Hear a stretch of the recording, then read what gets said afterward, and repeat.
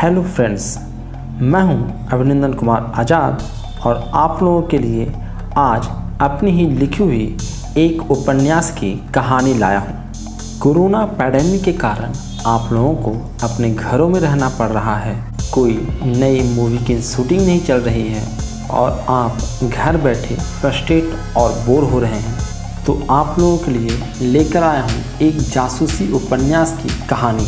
इस उपन्यास का नाम है अंतर्राष्ट्रीय सुरक्षा। एक्चुअली ये कई उपन्यासों की एक श्रृंखला है।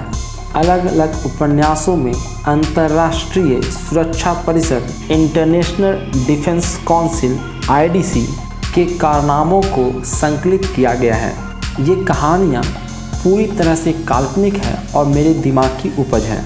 यह उपन्यास आपको इंटरटेन करेगा, करंट सिनेरियो से आप लोगों को वाकिफ करेगा, ढेर सारे एनर्जी को और इन्फॉर्मेशन को बूस्ट करेगा, आपको सोचने पर विवश करेगा, आपके दिमाग को खंगोलेगा और आपके लिए बहुत सारे सीखे भी लेकर आएगा। इस उपन्यास की जो पहली कड़ी मैंने क्लास 7 में लिखनी शुरू की थी, पर आज जो आप लोगों के लिए जो कड़ी लेकर आया हूँ वो 22/8/2015 को 8:38 PM में मैंने इसे लिखना शुरू किया था। दोस्तों, चूँकि ये बीच की कड़ी है और इसके पहले बहुत सारे उपन्यास ऑलरेडी मैं लिख चुका हूँ इस पर, और अभी तक कोई भी उपन्यास मैंने पब्लिश नहीं किया है, तो ये सारी कहानियाँ आपको इसी YouTube चैनल पर सुनने को मिलेगी। चूँकि इसके पहले बहुत सारी कहानियाँ गुजर चुकी है, तो उसके बारे में मैं पहले आप लोगों को थोड़ा सा इन्फॉर्मेशन दे दूँ ताकि आप लोग इस कहानी को समझ सकें। सबसे पहले मैं आप लोगों को अपने बारे में बताना चाहूँगा। जैसा कि मैं बता चुका हूँ कि मेरा नाम अभिनंदन कुमार आज़ाद है और इन पूरे कहानियों का मुख्य पात्र भी इसी नाम से लिया है। उसका भी नाम अभिनंदन कुमार ही है, जो IDC का हेड रहता है। यदि मैं सबसे पहले अपने बारे में बताऊं तो मेरा डेट ऑफ बर्थ है 8/7/92 1992। मैं इसलिए भी डेट ऑफ बर्थ बता रहा हूं आप लोगों को ताकि मैं जब भी कोई उपन्यास आप लोगों की कहानियाँ आप लोगों को सुनाऊं तो आपको पता हो कि मैंने उसे किस उम्र में लिखा था, उस वक्त समय क्या था, सिनेरियो क्या था और मैं किस परिदृश्य को लिखना चाहता था। यदि मैं अपने बारे में बताऊँ तो मैंने कब से लिखना प्रारंभ किया ये मुझे खुद भी नहीं पता। शायद जब से मैंने अपनी होश संभाली है तब से मैं लिख ही रहा हूँ।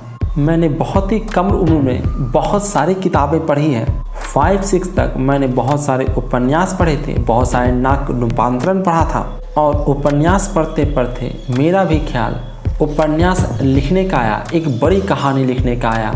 अंतर्राष्ट्रीय सुरक्षा की ये सीरीज शुरू करने से पहले भी मैं बहुत सारे उपन्यास लिखा था, पर वो संकलित नहीं है, वो जैसे तैसे इधर उधर पड़ा हुआ है। अंतर्राष्ट्रीय सुरक्षा की इस सीरीज को जब मैंने गढ़ा था तब मेरे दिमाग में था कि इसको भविष्य में पब्लिश कराना है, पर अब लोग चीज़ों को पढ़ते कम है, सुनना ज़्यादा पसंद करते हैं। दोस्तों, मैंने वेद पढ़ा, कुरान पढ़ा, सत्यार्थ प्रकाश पढ़ा और इतने कम उम्र में मैंने महाभारत पढ़ा और उससे इतना प्रभावित हुआ कि मैंने उसे खुद अपने हाथों से लिखने की ठानी। जो मैंने पढ़ा था, जो मुझे याद था, और मैंने क्लास 6 से लास्ट से मैंने लिखना शुरू किया उसको, और क्लास 9 यानी कि 2-3 सालों में मैंने पूरा महाभारत अपने हाथों से लिखा है और वो अभी भी मैं रखे हुए हूँ। मुझे याद है अंतर्राष्ट्रीय सुरक्षा सीरीज को जब मैंने शुरू किया था उस वक्त रात था, मैं सोया हुआ था, मच्छर बहुत था, मच्छर मुझे काट रहा था, नींद नहीं आ रही थी, तो मैंने ये सोचा कि यार सारे मच्छरों को मैं आज मार कर ही दम लूँगा, और मैंने लाइट ऑन किया और मैं लिखना शुरू किया। लिखे जा रहा था, मच्छर काट रहा था, मैं उसे मार रहा था और लिखे जा रहा था। उस वक्त गांव में ज़्यादा फैसिलिटी नहीं हुआ करती थी, पर ये जो आप लोगों को कहानी सुनाने जा रहा हूँ वो मैंने ग्रेजुएशन के बाद लिखा था। मैंने 2014 में ग्रेजुएशन किया था और 15 में ये स्टोरी मैंने लिखी थी। थोड़ा सा मैं अपने बारे में और आपको इन्फॉर्मेशन दे दूँ। जैसा कि मैं बता चुका हूँ कि मैं पढ़ने में मुझे काफ़ी रुचि थी, तो मैंने काफ़ी कुछ पढ़ा था, काफ़ी अच्छे नंबर्स भी आए। बाहर भी मैं पढ़ने गया, कोटा, पटना, भोपाल, दिल्ली, हर जगह मैं गया, पढ़ा, BTech किया, MTech किया, टीचिंग की और अभी भी टीचिंग कर रहा हूँ।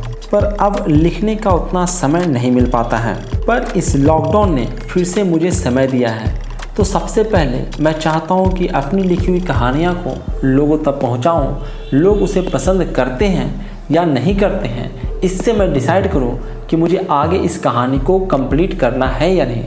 यानी कि अंतर्राष्ट्रीय सुरक्षा का जो मैं सीरीज़ आप लोगों को सुनाने जा रहा हूँ, वो कहानी अभी पूरी कंप्लीट भी नहीं हुई है।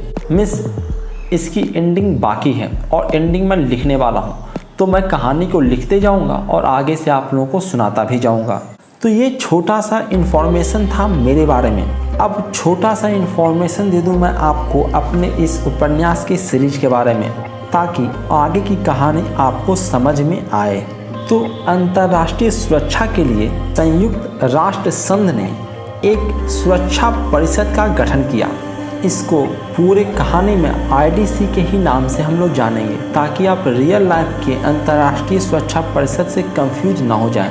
इसका नाम हम लोग इंटरनेशनल डिफेंस काउंसिल रखेंगे।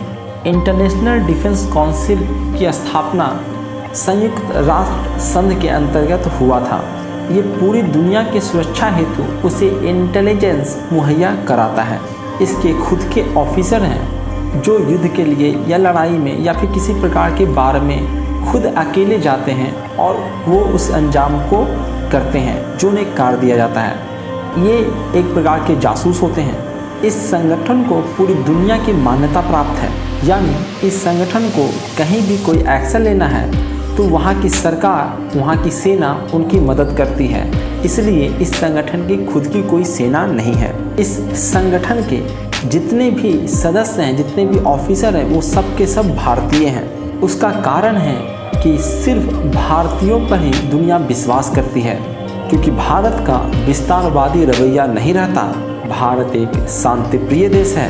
भारत के लोग बहादुर और विद्वान होते हैं, इंटेलिजेंट होते हैं। यही कारण है कि भारत के अलग अलग विभिन्न क्षेत्रों से जो भी इंटेलिजेंट ऑफिसर थे उसको आईडीसी में रिक्रूट किया गया, ट्रेन किया गया, और जितने भी दुनिया के जासूसी संस्थाएं हैं, इंटेलिजेंस ब्यूरो है, उन्होंने उसे इंफॉर्मेशन दिया, उसे सपोर्ट दिया, उसे ट्रेनिंग दिया। यूँ तो आईडीसी की एक बहुत बड़ी टीम है, और जो पहला मेरा उपन्यास है अंतर्राष्ट्रीय सुरक्षा का, उसमें एक एक जो भी उसके अंदर सदस्य हैं उस सभी का क्वालिटी, उसके गुण, वो क्या कर सकते हैं, किस में स्पेशलिटी है, ये सारी चीज़ें मैंने उसमें लिखा है।